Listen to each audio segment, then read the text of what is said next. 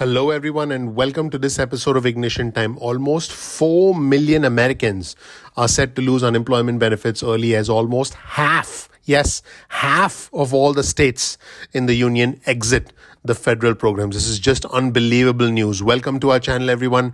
My name is Dr. Chhoda with Ignition Time. This right here is a little bit of information about me. You'll learn more about who I am, what my journey has been like, and why you should listen to me. If you learned something new from this video, please click the like button. Please subscribe, please enable notifications. That goes a long way in supporting all our efforts in the extensive production effort that goes into every single episode of Ignition Time that you see on our channel. Let's start with this headline on your screen from CNBC. 3.7 million Americans set to lose unemployment benefits early as 25 states, yes, you heard that right, 25 states at this point exit the federal programs. 25 states are ending their participation in federal unemployment benefits before the official expiration on the 6th of September. All but 2 Republican-led states are ending the benefits early, and their decisions affect at least 3.7 million people, according to an analysis from CNBC. Those affected will lose the $300 a week booster in most states.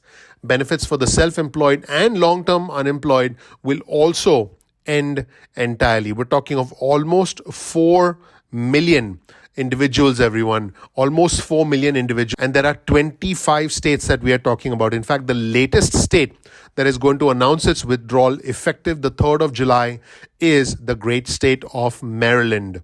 The other 24 states are Alabama, Alaska, Arizona, Arkansas, Florida, Georgia, Idaho, Indiana, Iowa, Mississippi, Missouri, Montana, Nebraska, New Hampshire, North Dakota, Ohio, Oklahoma, South Carolina, South Dakota, Tennessee, Texas, Utah, West Virginia, and Wyoming. The affected workers in all these states will lose $300 a week in terms of the booster that they get on top of state unemployment benefits. Most states are also ending benefits entirely for the self-employed workers, gig workers, and the long-term unemployed. Now, what's ironic is that these states, all of which are led by Republican governors, they claim that enhanced unemployment benefits are causing laid-off workers to stay home instead of looking for jobs. And this is making it hard for small businesses to hire and fill job openings. Here's an interesting comment from the Maryland governor, Larry Hogan. He said this, and I quote, "While these federal programs provided important temporary relief, vaccines and jobs are now in good supply. And we have a critical problem where businesses across our state are trying to hire more people, but many are facing severe worker shortages." Now, what's even more interesting is that many economists believe that enhanced jobless aid may be playing at least a small role in the hiring challenges. However, many of them believe that the magnitude is impossible to quantify and other factors are likely more substantial. In fact, according to a JP Morgan research note that was published last week, the cuts are tied to politics, not economics. And the reason JP Morgan said that is because not a single state with a Democratic governor across the United States of America has cut unemployment benefits early. Whereas the states that have cut the $300 a week unemployment benefits are all led by Republican governors. And what's even more ironic is that in these states with Republican governors, the unemployment rate is higher across the board than the unemployment rate in Democratic-led states, and the average hourly wages are lower than in Democratic states. So what is interesting is that economically, these Republican states are not doing as well as Democratic states, and on top of that, they're cutting the $300 a week unemployment benefits. In fact, all but 2 Republican-led states, and these 2 states are Massachusetts and Vermont. Once again,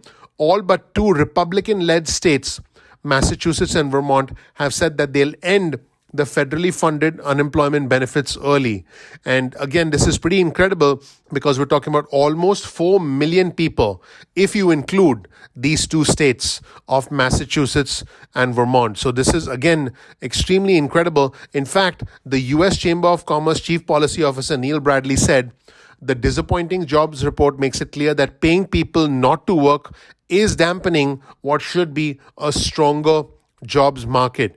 In fact, this recent report that came out was used by states in their decision to withdraw from the federal unemployment benefit programs. In fact, the April jobs report fell short of expectations. Payrolls grew by 266,000, far lower than the 1 million predicted. Meanwhile, job openings hit a record the month prior. In fact, let's take a look at this chart, which shows you the jobless rate that changed very little in the month of April. It was essentially at 6.1%. So there appears to be a lot of criticism from Republicans saying, hey, people are incentivized to stay at home. But such criticism overlooks a host of other factors that are contributing to the dynamics of the labor force, including the challenges associated with childcare, including public safety, including certain jobs in travel, leisure, entertainment, and hospitality being wiped out forever. In fact, according to Andrew Stetner, a senior fellow at the Century Foundation, he said this: it's like a classic example of blaming the victim. It's a crazy policy response to a situation that's obviously a lot more complex than that. Childcare is a major obstacle for working parents in areas where schools and daycare centers haven't fully opened.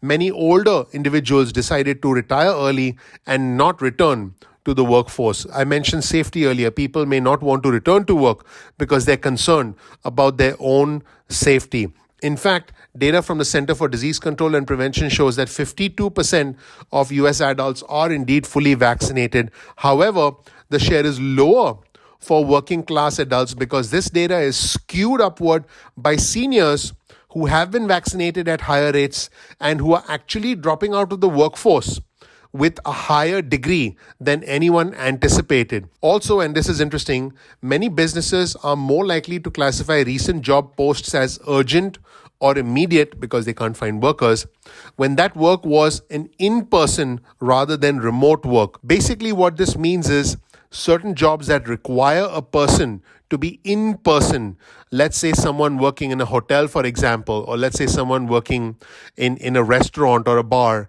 these businesses are likely to classify job postings as urgent or immediate. And that indeed can create a situation where certain workers who are absolutely required for in-person jobs are not available for such kinds of positions because of the reasons I mentioned earlier. And that could essentially make a Republican governor say, hey, look, it's not easy to find people. But that is not the entirety of the situation. People who can work from home have had absolutely no problems working from home.